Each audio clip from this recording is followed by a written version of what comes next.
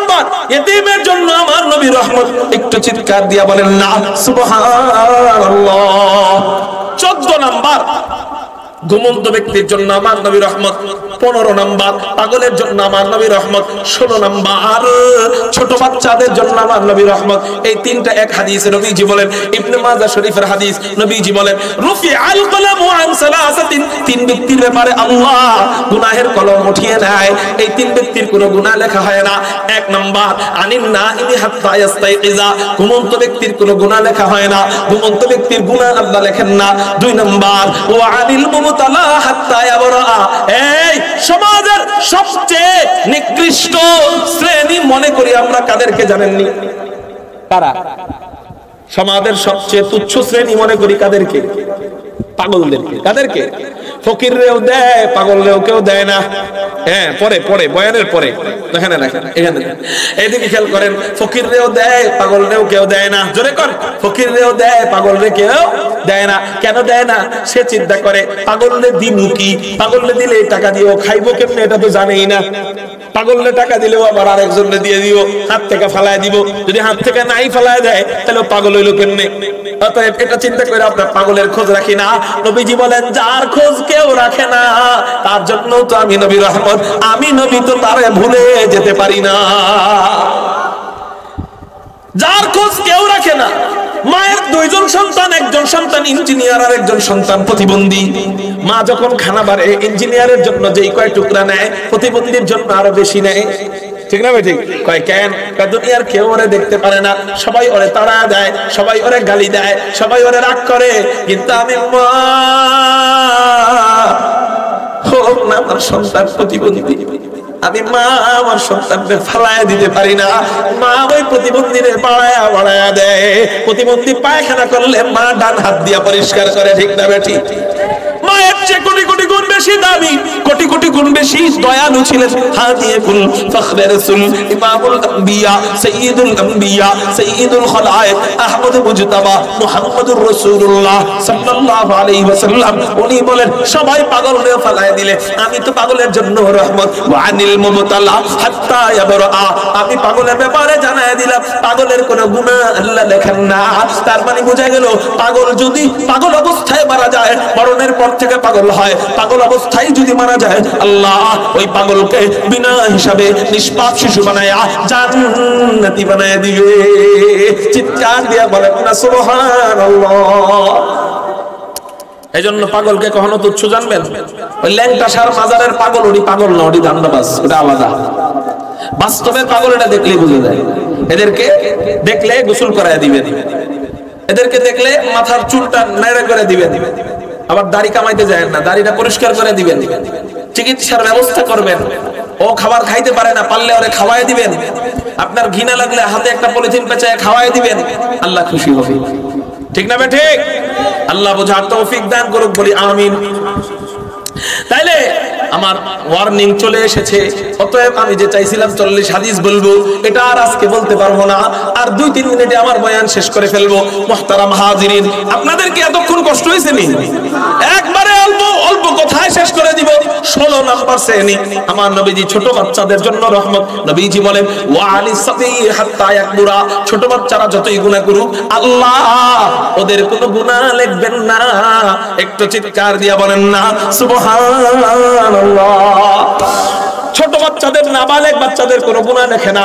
ওর বয়স যদি 10 হয় তারপরে কোনো গুনাহ লিখবে না। আরেক হাদিসে নবীজি জানায় ও যদি কোনো সওয়াবের কাজ করে, গুনাহ করলে গুনাহ লেখেন না। দেখেন কেমন রহমতের বার্তা, কেমন দয়ালু আমার মালিক। গুনাহ করলে গুনাহ লেখেন না, কিন্তু নবীজি বলেন কোন সওয়াবের কাজ করলে এই সওয়াবটাকে আল্লাহ 2 ভাগ কইরা অর্ধেক বাবার আমলনামায় আল্লাহ দিয়া দেয়, অর্ধেক মায়ের আমলনামায় আল্লাহ দিয়া দেয়। এখান থেকে একটা বিষয় বুঝার আছে। আমি যদি আমার ছেলেকে নাবালেগ অবস্থায় হাফেজ বানাই, কি অবস্থায়? তাহলে ওই বাচ্চাটা নাবালেগ অবস্থায় হাফেজ হইলে আমি কোরআন পড়তে পারি না, আমি ব্যবসা করি, বাণিজ্য করি, চাকরি করি, খেতে কাজ করি, কিন্তু আমার বাচ্চাটা নাবালেগ অবস্থায় কোরআনের হাফেজ হওয়ার কারণে আল্লাহ ওই বাচ্চার কোরআন হাফেজের সওয়াব আমাকে দিয়ে দিবে। বাচ্চার তেলাওয়াতের সওয়াবগুলো আমার আমলনামায় আসবে। এক মুফাসসির বলেন, একটা বাচ্চা বারবার কোরআন পড়ে পড়ে মুখস্থ করে করে, শতবার পড়ে পড়ে সবক শোনায়, হাজারবার পড়ে পড়ে একটা পড়া পৃষ্ঠা মুখস্থ করে, এরকম করে করে যখন পুরো কোরআনের খতম দেয়, একটা বাচ্চার আমলনামায় কমপক্ষে 25,000 কোরআন খতমের সওয়াব হয়। একবার পড়লে কোনো পৃষ্ঠা মুখস্থ হয়, এটা বারবার পড়ে মুখস্থ করে, এটা আবার সবক শোনায়, ওটা আবার 7 সবক শোনায়, ওটা আবার সবকের পারা শোনায়, ওই একই পড়া আবার আমুকটা শোনায়, ওই একই পড়া প্রতিদিন তেলাওয়াত করে, ওই একই পড়া আবার সুবিনা পড়ে, ওই একই পড়া আবার রমজানে পড়ে, ওই একই পড়া আবার তারাবিতে পড়ে। এরকম করে করে যখন একটা বাচ্চা কোরআনুল কারীমের হাফেজ হয়, কমপক্ষে 25 থেকে 30,000 কোরআন খতমের সওয়াব আল্লাহ দিয়ে দেয়।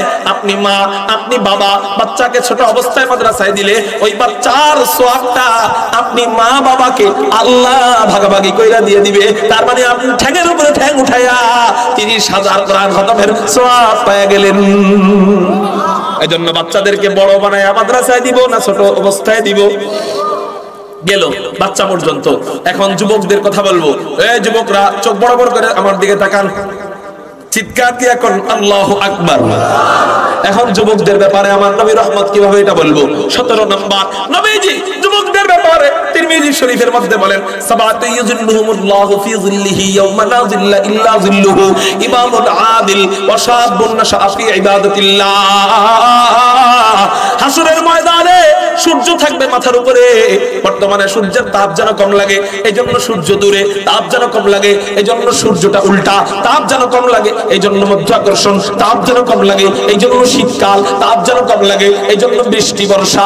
আসরের ময়দানে এগুলা কিছুই থাকবে না, সূর্য থাকবে মাথার উপরে। বুঝেন আপনার অবস্থা কেমন হবে। ওই সময় যার যার আমলনামা অনুযায়ী, যার যার গুনাহ অনুযায়ী তারা ঘামের মধ্যে হাবুডুবু খাইতে থাকবে, মাথার মগজগুলো টকবক টকবক টকবক করবে। ওই অবস্থায় আল্লাহ পাক রব্বুল আলামিন কোটি কোটি কোটি কোটি কোটি কোটি বান্দাদের থেকে মাত্র 7 প্রকার বান্দাকে তার আরশে আজিমের নিচে জান্নাতি এসির মধ্যে ছায়া দান করবে। 7 প্রকার। এর মধ্যে একটা হলো ওয়াশাবুন নাশা ফি ইবাদাতিল্লাহ। ওই যুবক, যেই যুবক যৌবন বয়সে আল্লাহর ইবাদত করে, একটু চিৎকার দিয়া বলেন সুবহানাল্লাহ। এজন্য যুবক এখন থেকে নামাজ পড়া শুরু করা দরকার কিনা? এটা আর বলবো না যে বুড়া হয়ে নামাজ পড়বো, এটা আর বলবো না যে বুড়া হয়ে দাড়ি রাখবো। এখন থেকেই নামাজ পড়বো, এখন থেকেই দাড়ি রাখবো। রাজি আছেন না ইনশাআল্লাহ? এখন যদি হাদিস না বলি, মুরব্বিরা কইবো হুজুর ওই যুবক পর্যন্ত ব্রেক করলেন, তা একটা বাকি আছিল, একটু পরে তো মরণই, মুরব্বিকে পরে মরণ না, তো এই মুরব্বি পর্যন্ত আপনারা না কয়ে গেলেন গাকে, মুরব্বিকে সম্পর্কে একটু কয়ে যাইতেন। তাহলে এই জন্য মুরব্বিদের সম্পর্কে একটা হাদিস বলবো নাকি? মুরব্বিরা না কইলে আবার মাইন্ড করতে পারে, এইজন্য মুরব্বিদেরকে নিয়ে একটা হাদিস বলি। মুরব্বিদের জন্য আমার নবীজি কিভাবে রহমত। নবীজি বলেন, হাদিসে কুদসির কথা, আবু দাউদ শরীফের হাদিস, নবীজি বলেন, ইন্নী লা আস্তাহি মিন আবদি ওয়া আমাতি ইয়াশিবু রাসুহুমা ফিল ইসলাম সুম্মা উআযিবুহুমা ফিন নারি বাদা যালিক। নবীজি বলেন, আমার কোন বান্দা, আল্লাহ আমাকে বলতেছেন, নবীজি বলেন আল্লাহ আমাকে বলতেছেন, আমার কোন বান্দা, আমার কোন বান্দির যদি চুল থেকে যায়, পাকনা চুল নিয়া, পাকনা দাড়ি নিয়া, পাকনা চুল নিয়া মারা যাওয়ার পর ওই পাকা চুলের কারণে আমি আল্লাহ ওই বুড়াকে, ওই বুড়িকে আযাব দিতে লজ্জা পাই। একটু চিৎকার দিয়া বলেন না সুবহানাল্লাহ। কয় নাম্বার গেল? 18 নাম্বার মুরব্বিদের ব্যাপারে শেষ। এখন যদি মহিলাদের সম্পর্কে একটা হাদিস না বলি, মহিলারা মাইন্ড করবে, কইবে হুজুর আপনারা বৈষম্য করলেন, সব খালি পুরুষগো জান্নাতের চৌরাস্তায় নিয়ে গেলেন, আমরা তেলে কি, আমগুলোকে তো কিছুই কইলেন না। এইজন্য 19 নাম্বার একটা হাদিস বলে আমার বয়ান শেষ। মহিলাদের হাদিস, নবীজি বলেন, মান আলা জারিয়াতাইনে দাখালতু আনা ওয়াল জান্নাতা কাহাদাইনে। নবীজি বলেন, কোন ব্যক্তি যদি তার 2 জন কন্যাকে লালন পালন করে, চিৎকার দিয়ে বলেন কয়জন কন্যা? কন্যা হওয়ার কারণে বিবির সাথে খারাপ আচরণ করে কি করে না? মেয়ে হইছে বিবির গর্ভে, এটা দিছে কে? কিন্তু বিবির সাথে খারাপ আচরণ করে, আল্লাহ বেজার হয়ে ঘরের মধ্যে থেকে বরকত আর শান্তি উঠায় নিয়ে যায়। কন্যা হওয়ার কারণে কখনো চুল পরিমাণ বেজার হওয়া যাবে না আল্লাহর জন্য। আল্লাহ তাকদীরের ফয়সালা, আল্লাহ তাকদীরের উপর খুশি থাকতে, আমাদের তাকদীরের ফয়সালা আল্লাহ করে, এটার উপর খুশি থাকা ঈমানি দায়িত্ব।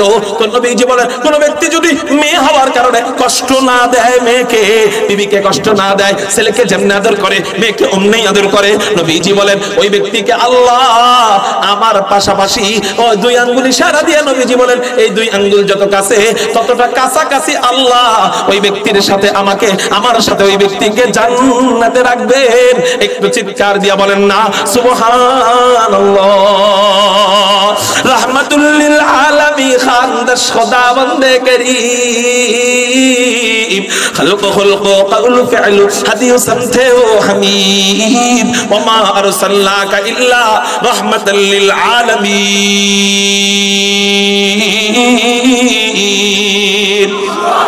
আমার নবী গোটা জগতের জন্য রহমত। প্রশ্ন, কিভাবে গোটা জগতের জন্য রহমত? উত্তর, এই 19 শ্রেণীর জন্য আমার নবী যেভাবে রহমত, আমার নবী ঠিক একই ভাবে গোটা জগতের জন্য রহমত। আল্লাহ আমাদেরকে ওই নবীর খাঁটি উম্মত হয়ে নবীর রহমতের পরিপূর্ণ ভাগীদার হাশরের ময়দানে পাওয়ার তৌফিক দান করুক, আমিন। ওয়া আখির দাওয়ানা আনিল হামদুলিল্লাহ। আসসালামু আলাইকুম ওয়া রাহমাতুল্লাহ।